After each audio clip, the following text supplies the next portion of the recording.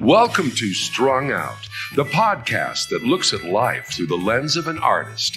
Your host is the artist, writer, and musician, Martin Laurence McCormack. Now, here's Marty.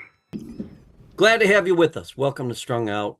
We are back with the Reverend Drew, Jacques from Campbellsville, Ontario. And how come your picture looks so much nicer than mine? I don't know. Do you have a camera? Like a No. It's just the iMac Air. Oh, nice. Well, there's a plug for that.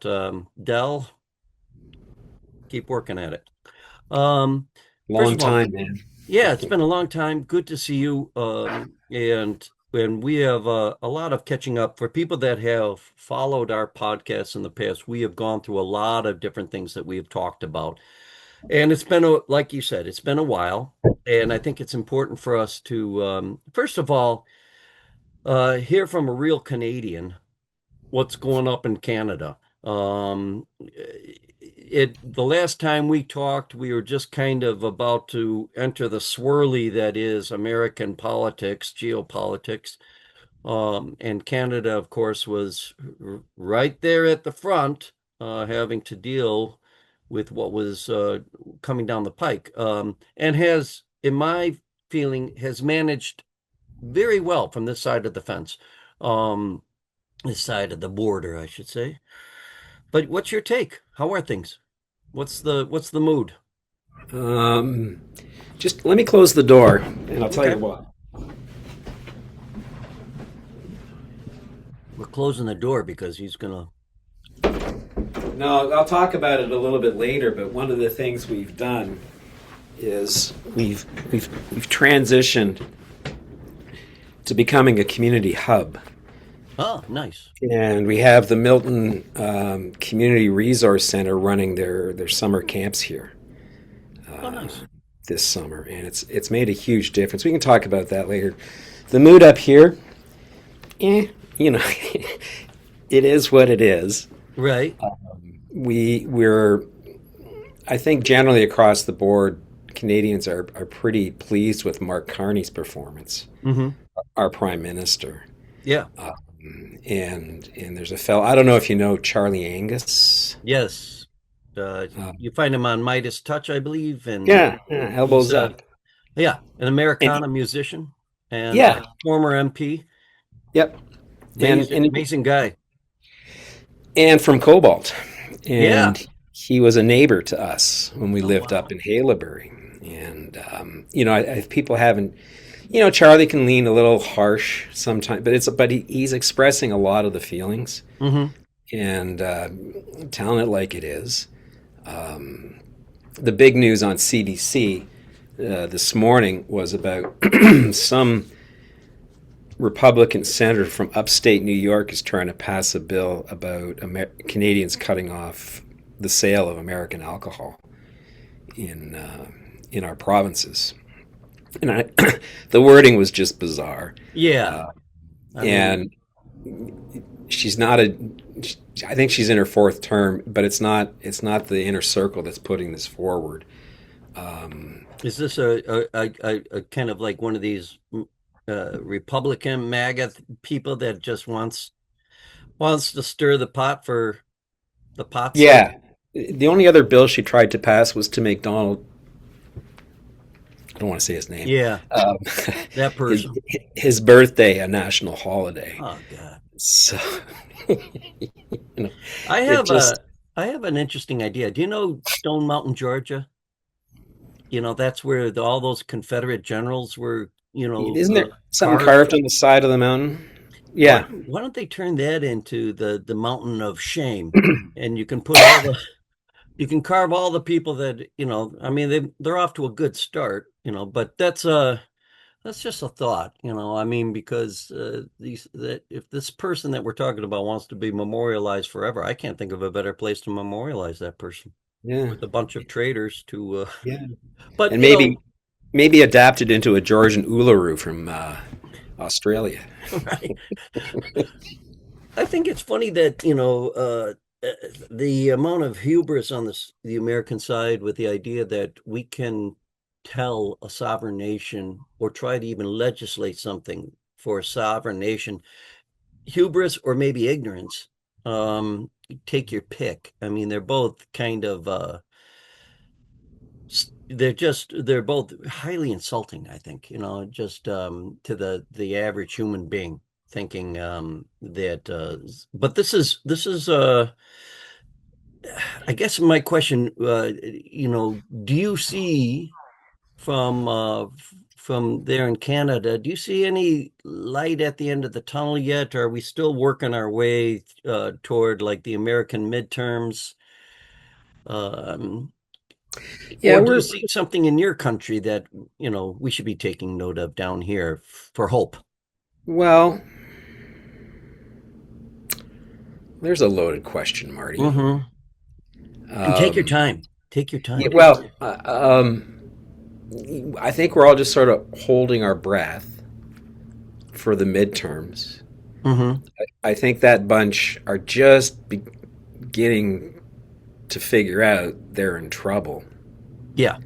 My message to you and all your brethren is get out and vote, man. There's just no excuse anymore. Yeah, no, there's no and so we're waiting with bated breath like that. The one thing our country has been doing like crazy is developing new partnerships globally. Yeah. Around the world. Yesterday they just announced they're buying 12 submarines from Germany. Right. And worked out better deals with China and India and the EU. I think we're officially a member of the EU now. Oh, I didn't know that. That's pretty cool. Yeah. And with the submarine sale, I think it's interesting to note that this kind of shows where your prime minister, I think, is such a good statesman. He bought from a NATO partner, and it's going toward, this whole, we need to get every NATO country to 5% of their GDP for defense. I mean, it's a what's not to like kind of thing, but yet at the same time, it also sends a clear message to the United States that we can't trust you, and that's okay. I think, I don't think right now the country can be trusted. And a key piece here in Canada for pretty much all Canadians. I mean, we've been infected a little bit with that pink haze, but the vast majority of us are able to differentiate between that institution at the top and everything that's going on there, mm-hmm. and the one-on-one.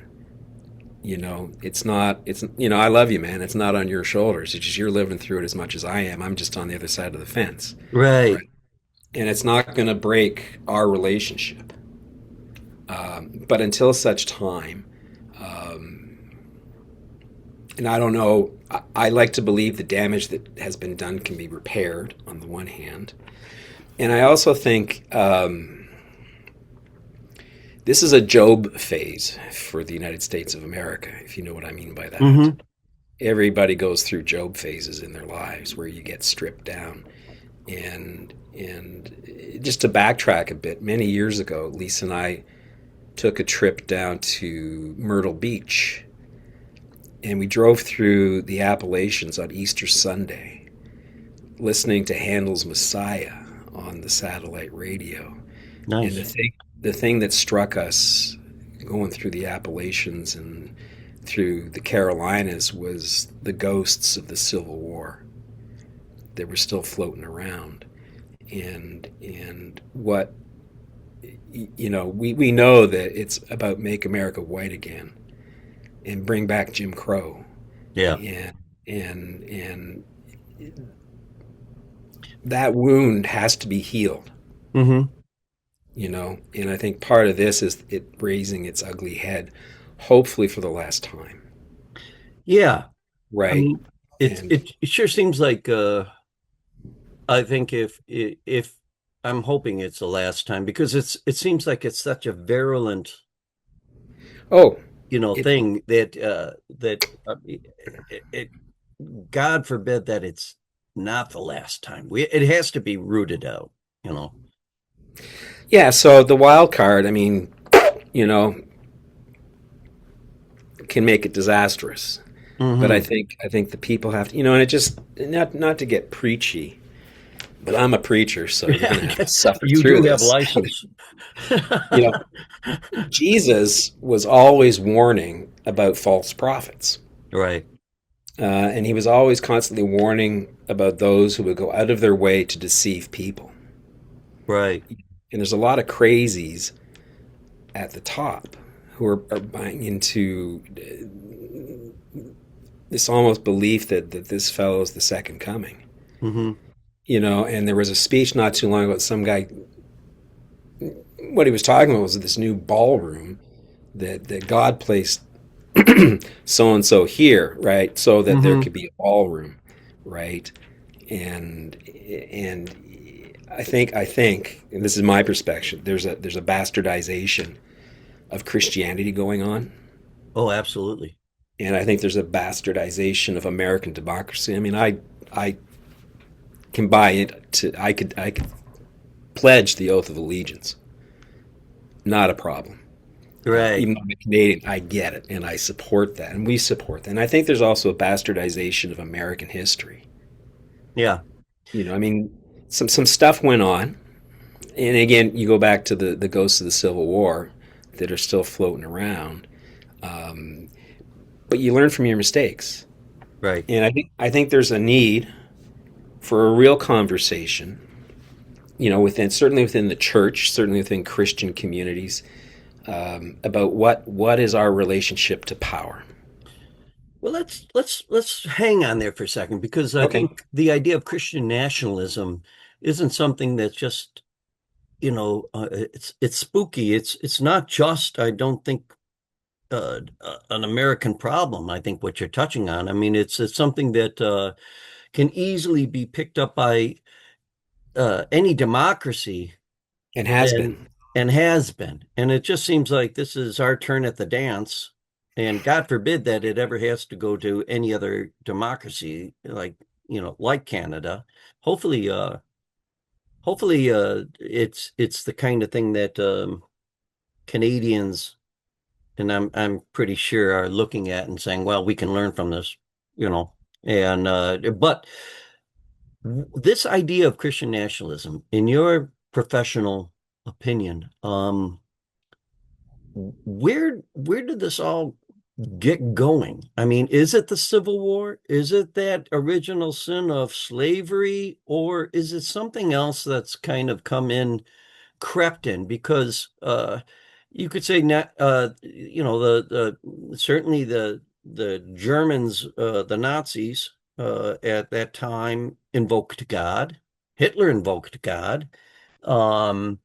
So there is that idea of our side is right regardless, right? But it's kind of where do you think in your professional opinion it came from, and why is it so, why in the 21st century is it such an appealing thing? Well, another tough question. So yeah, I'm throwing Do you remember when on our computers we had a little sand dial that would spin around? Right.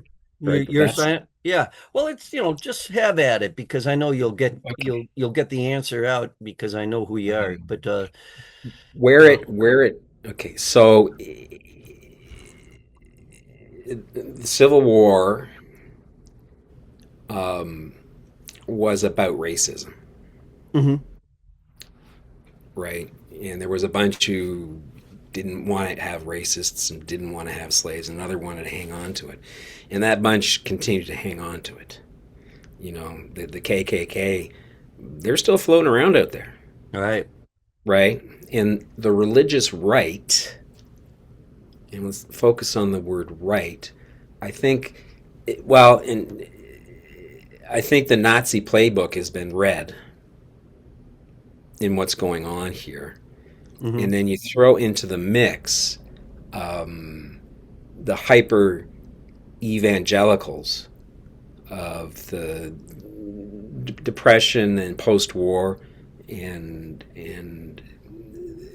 Billy Graham, and just to take a side turn, if you Google Franklin Graham, he gives a speech about America going down the drain, and they always hit on transgenders and gays, and they always go after the weakest link and set up that right, in that my perspective and my understanding and my religion is right and you're wrong. Right. And what that is theocracy. And in my mind, theocracy, that religious right, where God's at the center, and this is our understanding of God, and you're in and who's out, and whatever. Theocracy is the most dangerous form of government out there, especially when you have a tyrant who thinks they're on a mission from God. You Right? mentioned, you're touching on the evangelicals, and it seems that a lot of this is all tied up with the idea of the rapture, the idea of end times, the idea that Israel, the Israeli nation has to, there's that tie-in that Israel has to become whatever it's supposed to become in order to have Armageddon and bring back Jesus. I mean, that's pretty much it, right? Isn't that where they're kind of... That's insane. There's people who believe it, that you're going to have a nuclear holocaust and Jesus is going to come back and save the world. Yeah. In Israel, I don't have a problem with Israel per se in a homeland. I think they could have done a better job of how they set it up in the beginning. That wouldn't have caused a lot of these problems 70 years later. I don't think Israel, there's a word I'm trying to find. Israel is more of a Zionist nation in that it's political, and their guy over there is just as much a loon as your guy. And he sucked you right into a pile of shit. Right. For historically, that guy in Israel visited Washington with every president going back at least to, if not Jimmy Carter, Ronald Reagan, and the Bushes, and made the same appeal that they've got access to nuclear weapons and we got to get them out. And every one of them said, no, we're not going down that path. But he snowed your guy. Right. And now you're in up to your neck with no way out, right? Yeah. So, I mean, and who, I mean, I don't think our guy is that smart enough anyway. So there's people that are pulling the strings that I feel encouraged them to do this. And that's the thing that frightens me a little more. It's just like, who the hell are these people? Because you have those people that are the evangelical, hard-leaning, rapture, white supremacists. But then you have the other guys that are coming in. I just read where Peter Thiel, the AI guy, just got a big meeting that he was going to have in Ireland got canceled by the hotel, because they don't want to have that kind of thing. And among the topics was going to be nuclear holocaust, the building of cults, and the use of AI. I mean, and so that's a whole other faction that's at play here in this world. Well, and the key word is cults. Okay, we have a plethora of cults. And let's just look at what a cult is for a moment. A cult is, in my historic perspective, usually headed up by a narcissist who's only interested in power and control. And what the power and control is, say I'm the leader of a cult. The world is a scary place, Marty. And it's out of control, and you're in danger. But I can protect you. I can keep you safe. I will build up a barrier, a fence, a belief system that will block all of that out. And all you have to do is trust me. And follow my directives. and as long as you stay on the inside, you'll be fine. I mean, it's not true, but that is because when people's lives are chaotic and there's chaos around them, the human tendency is to point the finger and blame the other rather than taking responsibility for yourself. And the worst example ever of where a cult can go, that is a template for where this all can go, was Jim Jones in Jonestown. Sure. Right. Started a cult in California, and getting hemmed in and was falling apart, and moved to Guyana, somewhere in South Africa, and then told them that the somebody, CIA, FBI, Army, or whoever was coming in, we're gonna be destroyed and jailed by these things, and they all drank the Kool-Aid. Yeah, South America, right? Guyana, so the cults feed on anger, implant anger, feed on prejudice, feed on blaming the other guy rather than taking responsibility. And that's how the Christian right, the theocracy, operates. Brought in a whole lot of people who bought it holus bolus, and we're given promises. We're going to bring down the price of gas. We're going to bring down the price of food. We're going to do this. And has it happened? And it's taken 2 years for people to go, wait a minute, this isn't happening. And as a pastor, one of my things is faith in Jesus. And I'm okay with people not wanting or liking the institutional church. And in Canada, in the next 5 years, 4,500 little churches are going to close. Man. And that's a whole other subject we can get into. Right. We'll have to. But faith in Jesus ultimately should lead away from theocracy and away from Christian nationalism. And it should move you toward a multiracial, multicultural democracy where all can freely love God and fully love your neighbor. Right. You can love God, you can love your neighbor, and that's it. And the place to start in looking at all of this is we got to go back to, and again, not getting preachy, but in Matthew 25, there's two bits there, and a positive and a negative. And the negative is, I was hungry and you gave me no meal. Right. Right. So what you do to them, you do to me. So when you take away the food that's necessary to keep people alive in third world countries, you did to Jesus. I was thirsty and you gave me nothing to drink. Right. I was homeless and you gave me no bed. I was shivering and you gave me no clothes. I was sick and in prison and you never visited me. Right. And your average Christian, should be able to understand that. But we're dealing with Christians here that they've subjugated. They've turned that on their head. I mean, they would say, well, Reverend, that's not my Jesus. How do you respond to the people that have, that are in your community that feel that they have this for lack of better terms, this culture, intolerant Jesus. We'll put it. It's like MAGA and all these kind of far right movements have taken Christ and they're holding him hostage. How do you reason with somebody like that? You don't. You don't. And again, narcissism. I mean, we're all susceptible to narcissism, and those people. There's no arguing, and it's not my job to convince anybody. Right? It's my job to try and set an example and teach the truth, right, and live the truth, which is, I was hungry and you fed me. You did that to me, Jesus. I was thirsty and you gave me something to drink. I was homeless and you gave me a room. I was shivering, you gave me clothes. I was sick and you stopped to visit. It's the to-do list, right?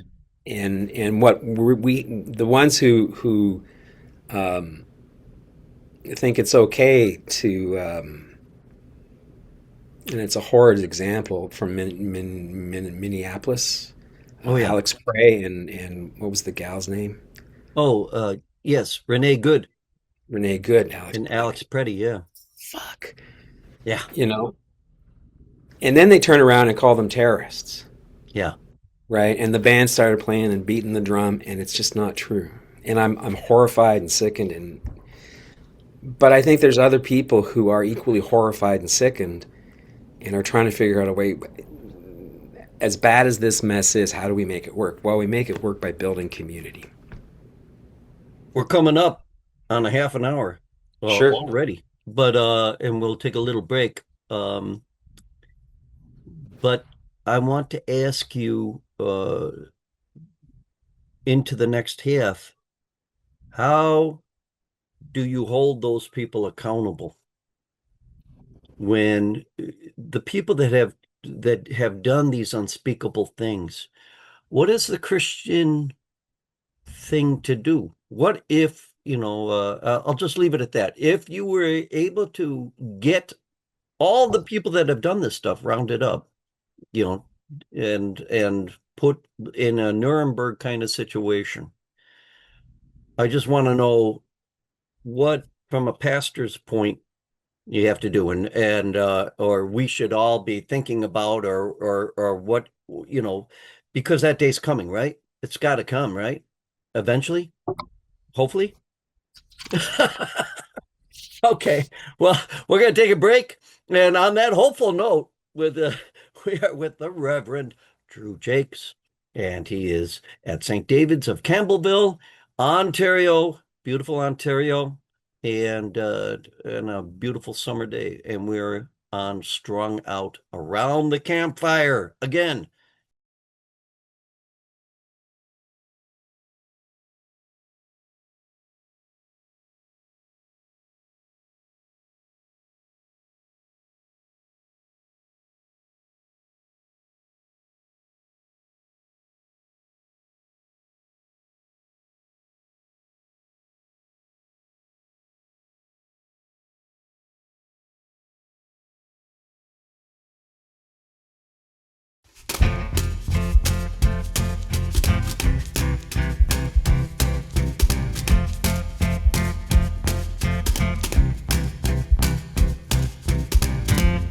When I was a kid, it lived under my bed.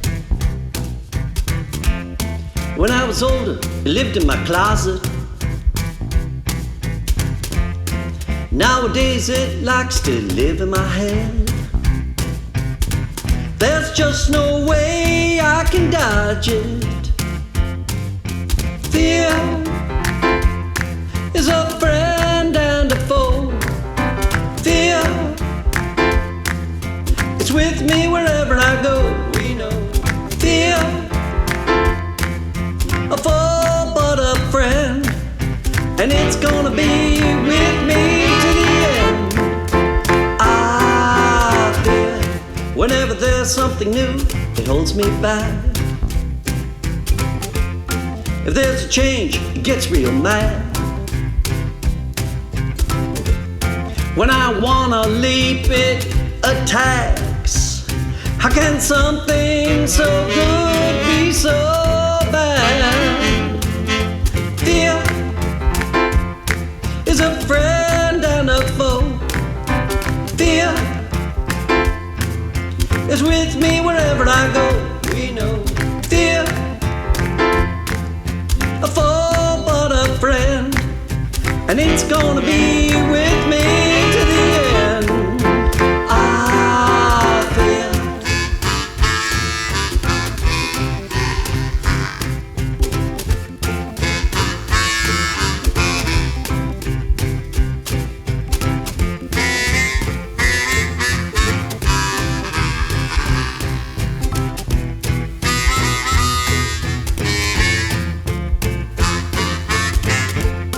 I see it lives in you and I look in your eyes.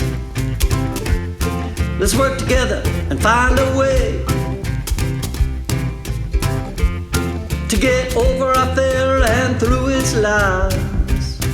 and finally make out their obey. Fear is a friend and a foe. Fear is with me wherever I go. We know fear, a foe but a friend, and it's gonna be with me to the end. Fear is a friend and a foe. Fear is with me wherever I go. We know fear, a foe but a friend, and it's gonna be with me to the end. I fear.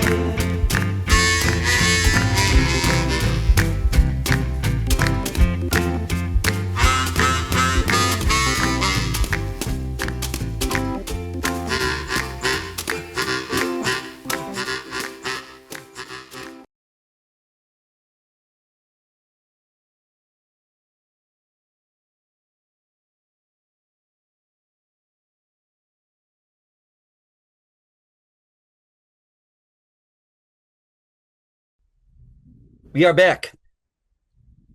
Okay, I get the idea. We just to kind of recap a little bit.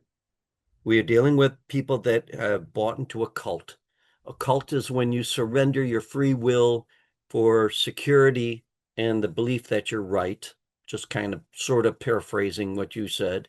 Yeah. And that the cult is able to do unspeakable horrors in the name of right, going against, from a Christian sense, going against the Beatitudes and going against, Christ's teachings, to the point where they can justify the murder of people who are actually trying to show by example those teachings. So we've actually had some Christian martyrs, or at least martyrs,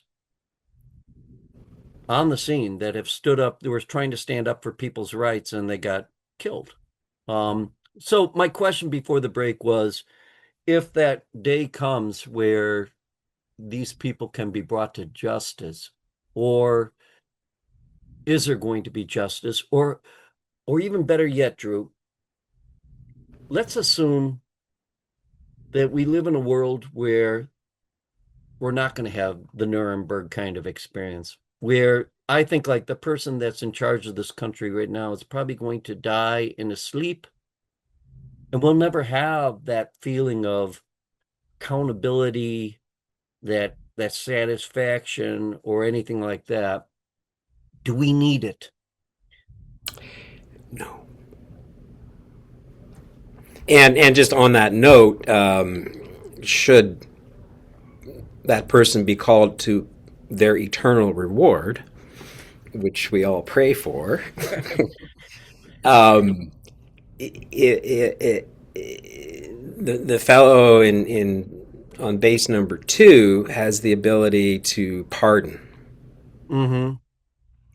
And there's a loop there that I don't want to get into. Okay.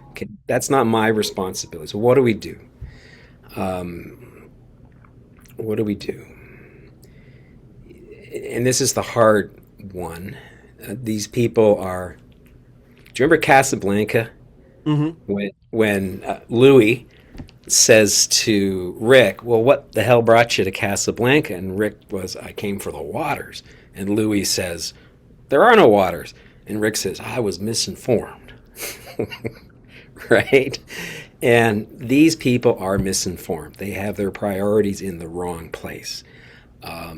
They're causing incredible damage and hurt because they think they're right. And they're grifters. And they're greedy. And that's part of the human condition. We can't stand here and say, I'd never do that. It's within my capacity. Mm-hmm. But what I'm trying to do is sublimate that negative capacity and follow the light, mm-hmm. right? And what that means with those people is ultimately, got to do 2 things. One, I got to forgive them, which is hard, especially when you've been hurt. but you can't. And forgiveness isn't saying, "Oh, it's okay. Whatever you did was just fine. You're forgiven. It's brushed under the carpet." No, forgiveness means I'm going to let go of whatever pain and chaos. You're not going to affect me. Mm-hmm. It's I forgive you, but the follow up is in forgiveness. It never gets talked about. And somebody says, "Well, I can forgive, but I can't forget." Well, you got to let it go, so you can be free to move on. And forgiveness does not mean reconciliation. Mm-hmm. I forgive you. Goodbye. I don't need this in my life. I don't need your evil in my life. I do not want this in my life, and I don't want this in your life. There's a better way. And we're getting kicked in the ass because we got off track. Mm-hmm. Right? Well, so the path, where it is, the little sand dials. Well, I'm throwing a pretty loaded and heavy question at you, okay. because it can percolate down to like your parish, your church, Yep. where we run into people that are in cults all the time. They just might not have so much affiliations that are notoriety, like, the one that, the world is currently enduring from the United States. But what you're talking about then, the idea of you can forgive, but you're talking about forgive, but should you forget? Well, insofar as you shouldn't let it gnaw away at you. Okay. You need to remember the historic precedent and the bad that was done, right? Mm-hmm. But you can't let it percolate and boil, because it'll take over you. Okay. And direct you. And forgiveness is, I'm not going to forget, that Jesus, when he was talking about, I was shivering and you gave me those clothes, I was sick, and you stopped in. That's when you eliminate people's Medicare, right? I can't forget that. And I have to somehow find a way to help the system to bring it back. Mm-hmm. And not allow that to be taken. And the starting point, I think, and I'll get to St. David's in a second, but there's an interpretation of the Bible called the Message. I don't know if you've heard of the Message. It's I by haven't, but tell us a little bit about it. Well, it's not necessarily a word for word translation. Okay. But it captures the spirit. Okay. And so in the Message in Matthew 11, the interpretation is, Jesus says, "Are you tired? Are you worn out? Are you burned out on religion? Come to me, get away with me, and you'll recover your life. I'll show you how to take a real rest, walk with me and work with me, and watch how I do it, and learn," and this is the key one, and learn the unforced rhythms of grace. Oh, beautiful. I like Learn the unforced rhythm. I won't lay anything heavy or ill-fitting on you. Just keep company with me and live freely and lightly. Freely and lightly, right? So, and so can't forget, but have to work at building resilient community and relationships. What went wrong here then, Drew? I mean, what went wrong to we went through this thing in World War II. We said never again. That we would allow fascism, and and then this religious extremism, and without overburdening both of us with trying to explain it. But you have, like you said, the ghost of the Civil War, plus this weird religious right, plus this fascism.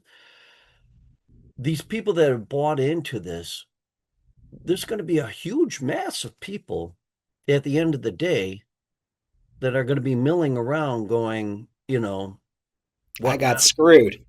Yeah, what now? So like what is your advice? I mean, what is your, what do you, and that's why I said I know it can percolate even down to St. David's, where you can have, some grumpy person that's gunning for you that may not necessarily be part of the cult, but they just don't like the way you preach, Well, or we got rid of them. Okay, well, that was our show, folks. Hope you. No, I'll tell you. Just to answer, somebody who's bitter and angry is going to be bitter and angry. My job is to love that person, but not get sucked into their bitterness and their anger, right? And just try to set an example in my life and try to encourage and help people go down the path. Being positive and being light, and eventually where it went wrong, and just this. Do you remember all the televangelists back in the early 80s? Oh, absolutely. That's when it went into turbo boost. Yeah. Right. And fanned those flames with, bought into, racism or whatever. And also the gospel of prosperity. If you believe in Jesus, you're going to make a lot of money. And there's huge churches to this day where the guy's driving a Rolls Royce and flying in a car, right? And I got friends, there's a big one down the street here called Hope that's huge. They have, on Easter Sunday, they have 4 services and bring in over 7,000 people. Wow. And I know a couple of people, it's like, but they're anti-gay. They actually have, I don't know what it's called specifically, but they have a program where they try to reprogram gay people to not be gay. Oh my God! So they're into that. Jeez. They're into that, right? And this gal just recently got an adult baptism because she was told, well, your baptism didn't count because you were baptized as a child and you didn't have consent,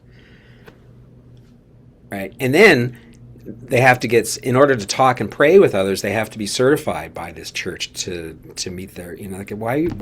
And she's always asking Lisa, why don't you come with me? And Lisa, I can't. You're anti-abortion, you're anti-gay, you're anti-Christ. Well, no, I'm not. Well, yeah, you are. So why don't you leave? Right. And then, well, why don't you leave? Well, I'm in too deep. Well, what does that mean? Well, in too deep means their pockets are being tapped. Right. So money. And what was the question? Well, the question is I'll word it again. We're going to be left with these people. At the end of the day, we're going to be left with family members. We're going to be left with neighbors. We're going to be left with people that were very vocal, very violent to some degree, and so I know the understanding forgive and forget, but is there anything more that can be done? Well, you need to realize, there's going to be bitter, angry people everywhere, always and always, forever and ever. Amen. Mm-hmm. Right. But Jesus came to say, are you tired? Are you worn out? Are you burned out? Are you tired of being angry? Are you tired of, fighting, institutions? Are you tired? Look, Jesus never came to establish an organized religion. He came to give you the power to dwell in the kingdom of God in the here and now. Mm-hmm. The notion, the notion that the institutional church plays on is that you do whatever the fuck you want in this life, and if you believe in Jesus, you're going to heaven. You're going to meet a Santa Claus, a God that looks like Santa Claus sitting on a cloud. That's not what's going on in this life. We're here to experience each other, to love creation, to go, how did this happen? And people forget we're here for a limited time. Mm-hmm. Mm-hmm. The clock's ticking. The moment you are born, the clock is ticking. And I'm closer. As a friend said to me, life is like a roll of toilet paper. The closer you get to the end, the faster it goes. Yeah, it seems that way, doesn't it? Right. Yeah. Yeah. And while I'm alive, they're going to be there. I have to have my force fields. I forgive you, but you're not going to suck me into the thing. And if you want to live in that anger and that bitterness, it's going to kill you. We're all going to die. But I'm going to try and die happy and positive and faithful, right? And our calling is to do this. Meet eyeball to eyeball and have discussions, comfort and support each other. Say, yeah, you're going through some stuff and you got some bad people around you, but look at all the good people you got around you. And where are you focusing your attention? Wow, that's a great point. I mean, as part of a defense mechanism, so to speak, focusing on the positive. What's your advice there? Because so many people are like, well, geez, how do I start these days? I mean, with the stranger in the street, so to speak. What do you do? It's such a volatile and dangerous time right now that if you try to, you can get hammered for just being. We could get hammered for just talking like this. Sure. Bring it on. I always wanted to be tried a heretic. Well, you might get your wish. Careful what you wish for, right? So let me put this in the context of St. David's. A little church that I honestly believe God brought me here because God knew the shit that was going to hit the fan. And wanted me here to navigate absolutely 5 years of brutality, cleaning things up. And two of the narcissists had their finger in every slice of the pie in the running of the operation, including the cemetery. And they were busy trying to turn the cemetery into a private for-profit entity that would support their retirement. Oh, my Lord. Right. Wow. And we caught them, but then they went to Presbyterian. So in the Presbyterian church, it's a series of courts. Like there's the local session here. Next, there's Presbytery. Then there's Synod. Then there's General Assembly. And it follows the same pattern in the Catholic Church, only instead of bishops, we have presbyteries where people are supposed to talk. Anyway, long story short, they caught them. Then they went to Presbytery and told all kinds of lies, like I'd allowed a registered sex offender into the church, and it just went on and on and on and on. And Presbytery bought it because Presbytery is run by narcissists. Right. And eventually we got an outside group to come in and investigate, and they wrote an 88-page report completely exonerating us from everything. Right? But they're still in power there, and I want nothing to do with them. In the meantime, and I'll just, a quick aside, when I first came here, for my first interview, they decided they wanted to have a private chat after meeting and talk with me, and I went into the sanctuary. In the sanctuary, it just oozed darkness and almost evil. Yeah. And the only place that I've ever felt that level was in a place in Italy called Bologna. Are you familiar with Bologna? Not familiar with. I mean, I know the town, but there's a church there, and I can't remember the name. But in the church is where they conducted the Spanish Inquisition. Ooh. And condemned people to death. And you walk into that room, and your hair stands up on its neck because the evil, the residual, it's there. It's residual. It's there. Yeah. So I believe that. So we've been fighting that for years, and this last December, we didn't know if we were going to make Christmas. Yeah. Financially. But we did. And starting in January, we couldn't afford to heat the sanctuary. So, but we have to heat the basement because that's where the pipes are. So we moved worship down into the basement. Wow. And we started something called Church in a Circle. And from my perspective, one of the benefits of COVID is we got rid of the pulpit. Right. And we learned how to Zoom. And a lot of the traditional institutional stuff does not work on TV. Right. And it's about getting back to relationships. And so we sit in a circle and we're looking at each other. We're not looking at the back of somebody's head, and you're not looking at me standing up saying, you're wrong, do this, do that, blah, blah, right? It's that. And the architectural elements that we wove into church in a circle, and a real brief overview, we start with some singing and hymns and prayers. I'll do a little scripture from reading. I'll say a few words, and then we have a light that people hold, and they pass it around. And I ask a question, and everybody gets to answer the question. If they don't have to, if they don't want to, but everybody gets to answer. And I'll tell an interesting story about that. But it goes around. And the architectural elements that we built into church in a circle here are John chapter 21, which the last chapter of John is an add-on. Whoever wrote the last chapter wasn't the guy who wrote the first 20. Mm. And it's the one where he basically says, I'm the one that Jesus loved. Let's just run with that. Stop. Not today.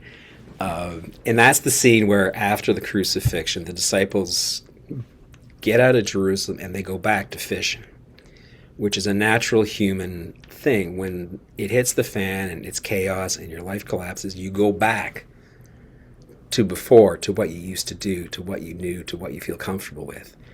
And while they're fishing, they don't catch anything. While they're fishing, they realize he's standing on the beach, right? And they come ashore and they get to the shore, there's a barbecue and fish and bread on the barbecue. And they sit in a circle.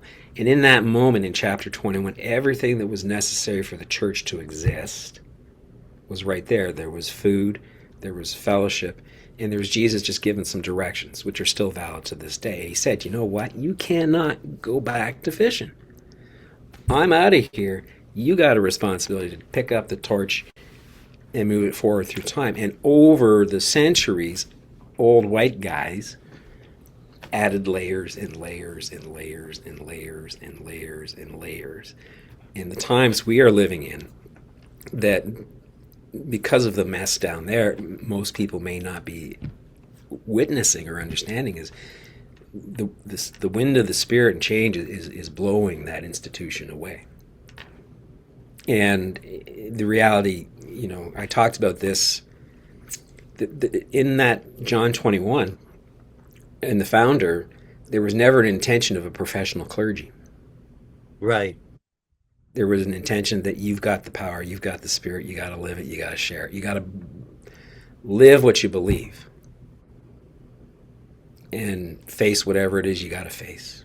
So the architectural elements for church in a circle are John 21, the Shabbat dinner, which, if you're familiar, the Shabbat dinner is the Friday night dinner around the table that started about 2,000 years ago.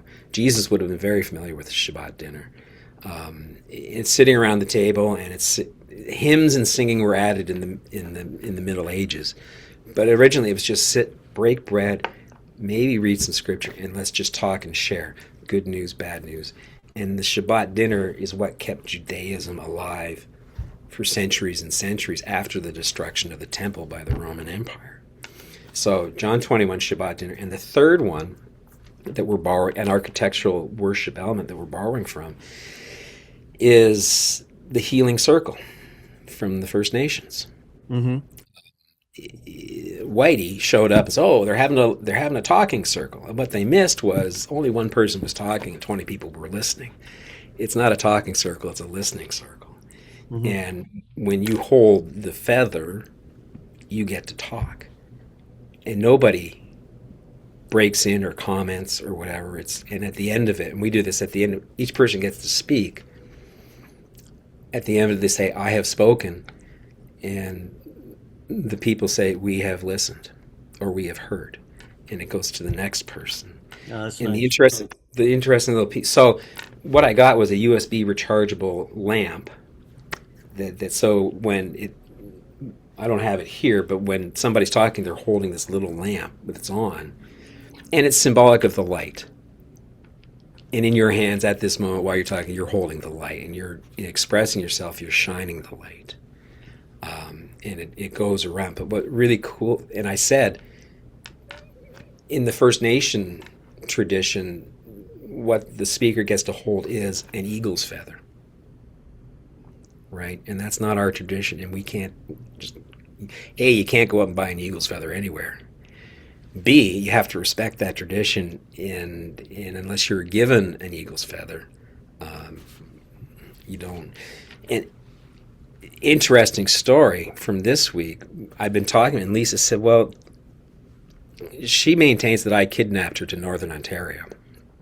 She was happy living in downtown Toronto, and we moved back to Tamagami because my boys were really little, and I wanted to stay close. Divorce, but you got to stay close to your kids as best you can. Yeah. And she got a job setting up a daycare on Bear Island, which is Anishinaabe Reservation in Northern Ontario. Okay. She got the job based on a community interview, but there was a lot of politics because the existing chief's daughter wanted the job. Oh boy. And, eventually, when she finished her contract, she left. But when she left, Holly Karana, who was the previous chief, the youngest chief, Anishinaabe Ojibwe chief ever, the first female chief ever on a First Nation, Holly took her aside and just said, I want to thank you very much for all you have done, for the light you have brought to this, in spite of the darkness. And she presented Lisa with an eagle's feather. Beautiful. Great. We forgot about it. 20 years later, St. David's has an eagle's feather. We're not going to use it. We're going to respect it. But the gift from 20 years ago of an eagle's feather is pertinent today because it's a sign of a blessing. Right. And it's an affirmation that we're on the right path. And so we stopped using the sanctuary for the summer because the basement's air conditioned, and every Sunday we do church in a circle. Nice. Yeah. And in all these little struggling churches, in June of this year, for the first time in years, we finished the month in the black in terms of the offering. We're not making millions, but we're floating the boat. It's a huge thing. I mean, I know you were struggling when we talked last. I mean, St. David's, which is, it's kind of nice because your church is a great metaphor for what's happening on a larger scale. And how's your time? Can we go into another hour? Yeah. All right. We're going to end this podcast where it's at. You get Drew and myself talking, but we're going to continue with part 2 here around the campfire, and stay tuned for that when it comes down the pike. And as always, great to have you with us. You are on Strung Out. Thank you for listening. For more information about this show or a transcript, visit martinmccormack.com. While there, sign up for our newsletter. See you next time on Strung Out.